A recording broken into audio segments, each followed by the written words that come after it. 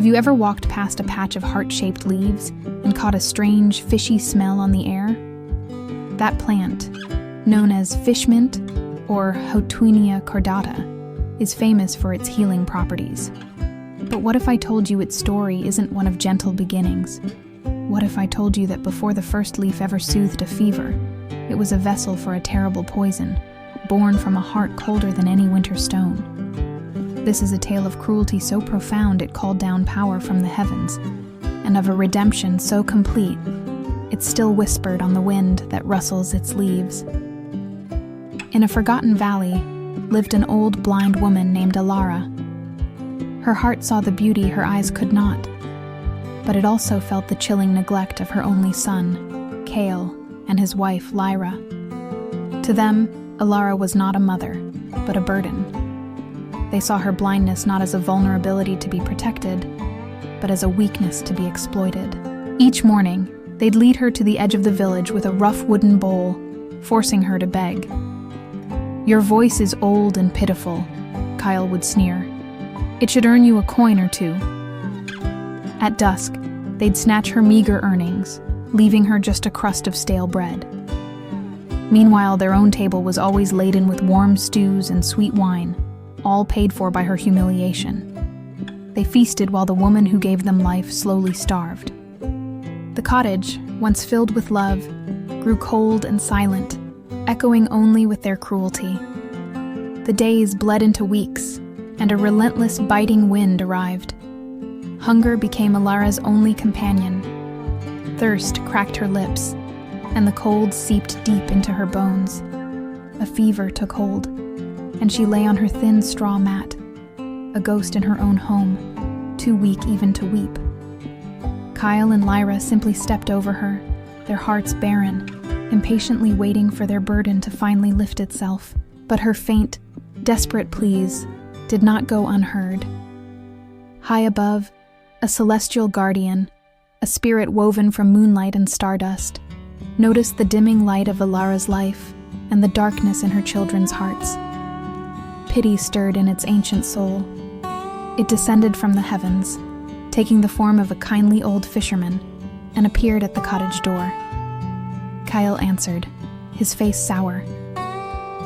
The fisherman smiled warmly and held out a fish. Its scales shimmered with the colors of a dawn sky, pulsing with a gentle light. "I was guided here," the fisherman said, his voice like a calm river.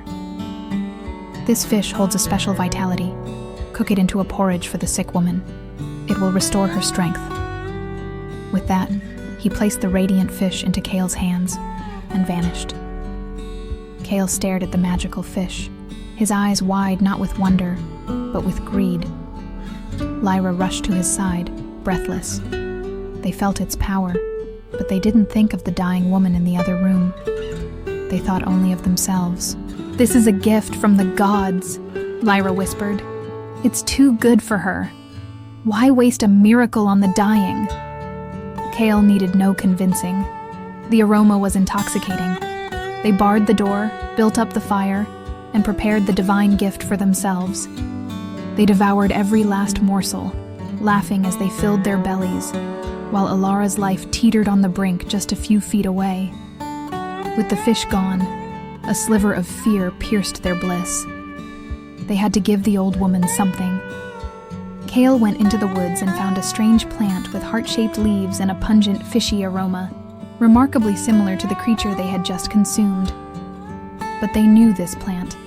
The villagers called it serpent's tongue, a bitter, poisonous weed. A wicked idea took root. "We will cook this," Lyra said with a cruel smile. "She is blind. She will smell the fish and believe it is the porridge she was promised. Perhaps it will hasten her peace." They boiled the poisonous leaves into a thick, green gruel. The fishy smell filled the cottage, masking the venomous truth. Kale carried the bowl to his mother. "Mother," he said, forcing kindness into his voice, "a benevolent spirit brought a magical fish for you. Eat this porridge.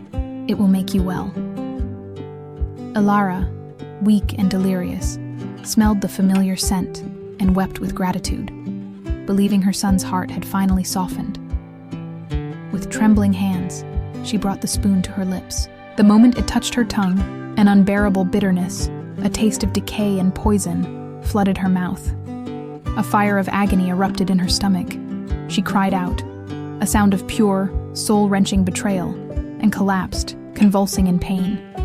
At that instant, the cottage door burst open with an unearthly force. The celestial guardian stood on the threshold, no longer a humble fisherman, but a whirlwind of blinding light and righteous fury.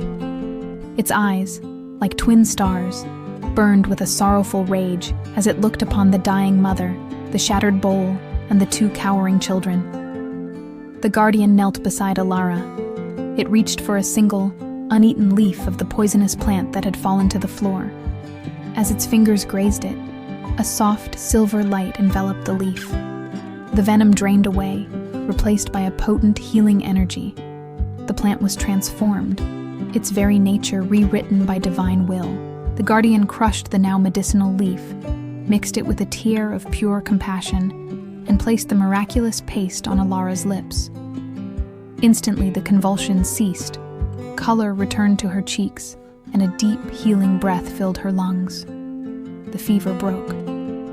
Slowly, she opened her eyes, and for the first time in years, she could see a sliver of light, the soft, blurry outline of the radiant being before her. She was healed. Then, the guardian turned its gaze upon Kale and Lyra. "You were given a gift of healing," its voice boomed, "and you twisted it into a tool of murder.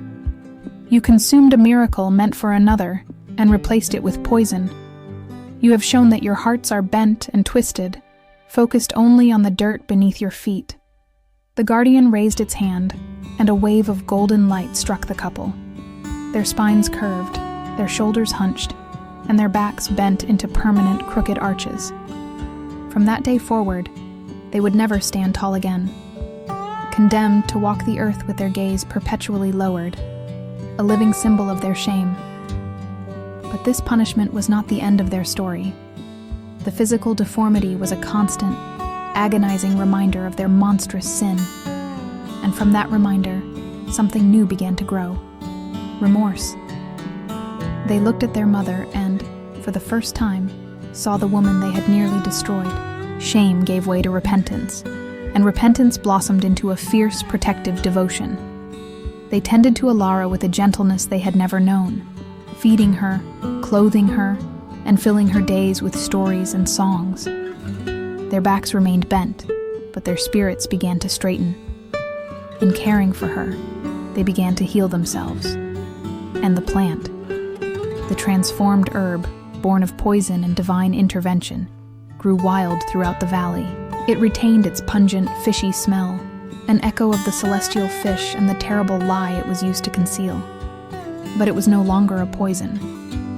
It became a gift to humankind, a balm for the sick and the suffering. People named it Hautuinia cordata, but many just call it heartleaf. A living reminder that even from the darkest soil of betrayal, a seed of healing can grow. It teaches us that compassion can transform poison into medicine, and that the path to redemption, though it may be long and bent, is always worth walking. Thank you so much for joining me on this journey. If you enjoyed this story, please hit that like button, subscribe, and ring the bell so you don't miss our next dive into the legends behind the world around us.